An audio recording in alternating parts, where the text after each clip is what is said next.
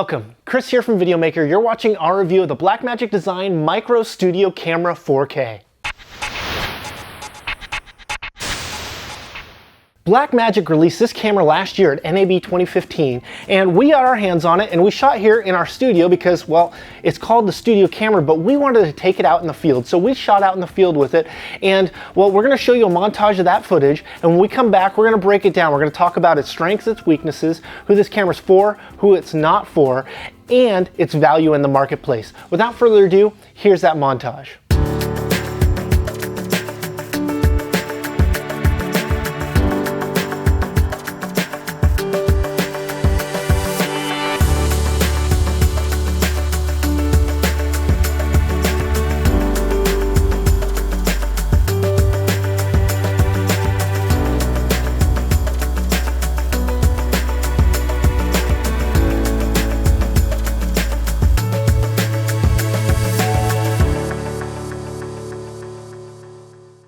Okay, so what did you think of that footage? Well, let's talk about the camera a little bit, the function and using it first. Well, so this is the Micro Studio. It's not the Micro Cinema, so there's no recording internally on this camera whatsoever. It doesn't have a screen. It has nothing. It's just a little body, a sensor, and an output. So if you wanted to shoot with it, not having to buy any other accessories, you're out of luck. This isn't the camera for you. It is a studio camera, so it's meant to be installed somewhere. You can actually control via ATM or via expansion, so you can actually control the focus and the iris if your lens is compatible, which is very cool. So if you are wanting to control this from a control room somewhere and have the director or whoever else actually adjusting it, you can. As well, it uses the LPE6 Canon style battery, and so does the Video Assist here. Let's talk a little bit about this Video Assist. Now, we had to actually install firmware before it even would record. It out of the box did not work, and we've actually experienced that once before with our URSA 4K, to which it was actually corrupting files before it got to a firmware update. So in general, sometimes Blackmagic releases products before they're quite ready, and then they fix them in a firmware. They are an affordable price for what you get most of the time, so because of that, that's something you should expect, or you should have grown to expect at this point.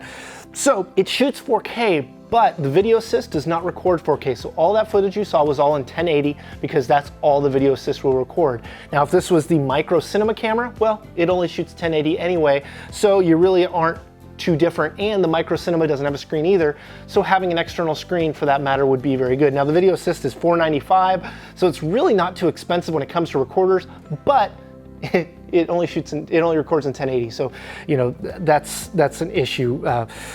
So one other thing that we noticed that was an issue that was kind of a pain in the butt when shooting this in the field was that if you wanted to control the menu of the camera, you had to go out the HDMI into your Video Assist. Because of that, you had to carry on another cable. Now, we wanted to use the DIMM cable because we wanted to have the nicest connection. It's SDI, most definitely the best case scenario, but if we went HDMI, then it actually would show the zebras that the camera was offering, but you could then control the menu, but you cannot via the SDI DIMM cable. So that's a little bit of a weird thing. But you know, the cool thing is if you have this, say you install this in a studio, you actually can just use your iPhone headphones, and you can actually have talkback with a control room using the microphone on the headphones there. So that's a really cool option as well. If you have the right lens, a compatible lens, you can also control it, the iris and the focus via your switcher. So that's really neat.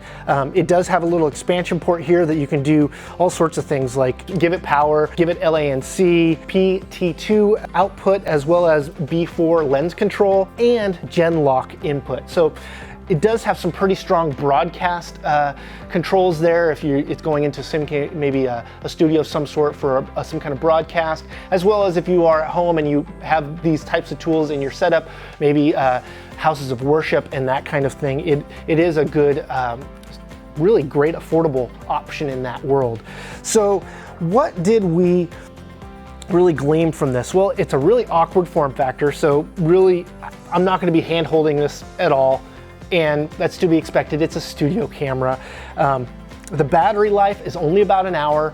whereas this battery used in, well, a Canon camera, which these are the LPE6 style batteries, it would last a couple hours, but just 1 hour. Now the Video Assist actually has 2 batteries, so that's kind of cool, so you can go 2 hours, but that means you're burning through 3 batteries at a time. That's pretty crazy, but they're really not very expensive, $40 to $60 for the battery for these kinds of things.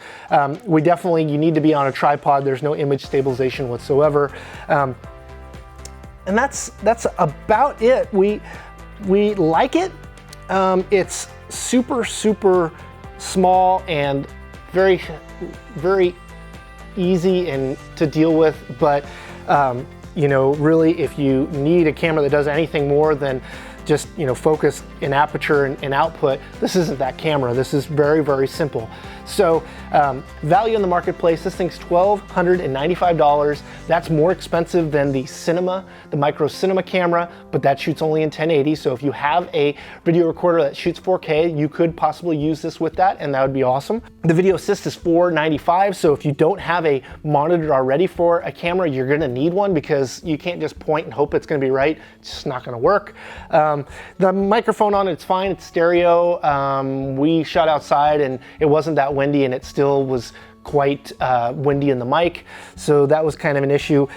Overall, would we recommend this to anybody? Yes, a very select few people that have a very niche and focused goal, which is to have a studio camera. It's definitely a good price when it comes to a installed studio camera that you can control in the control room, but outside of that, it's gonna be cumbersome, and there's just a lot of better options out there. In fact, if you want 4K, there's the new Sony A6300, and that's, you know, the only difference with that and this is this has a headphone out, which that does not, and then of course all of the studio options that you just don't get, but you could have that for $1,000 so it's a little bit cheaper, and you could get that. The Panasonic G7, which also shoots 4K, but also does not have a headphone jack. So, you know, there's a lot of cameras in this category that'll shoot 4K that will be all in one. This is not that camera. This is a very specific need. If you have that need, it's a great price for you. The picture quality is good. It's not nearly all the bells and whistles that any other camera that wouldn't be meant for the studio. So there you have it. That's our review of the Blackmagic Design Micro Studio Camera 4K. If you'd like to buy this camera and help support us make videos like these, there's a link in our description. Go ahead and buy it there as well for the Video Assist and the Sony A6300, and as a bonus, the Panasonic G7. If you like this shirt, there's also a link to buy it as well. I'm Chris from Videomaker. As always, like, share, and comment. We want to know what you think. And until next time, keep doing the hard work that you do. Bye-bye.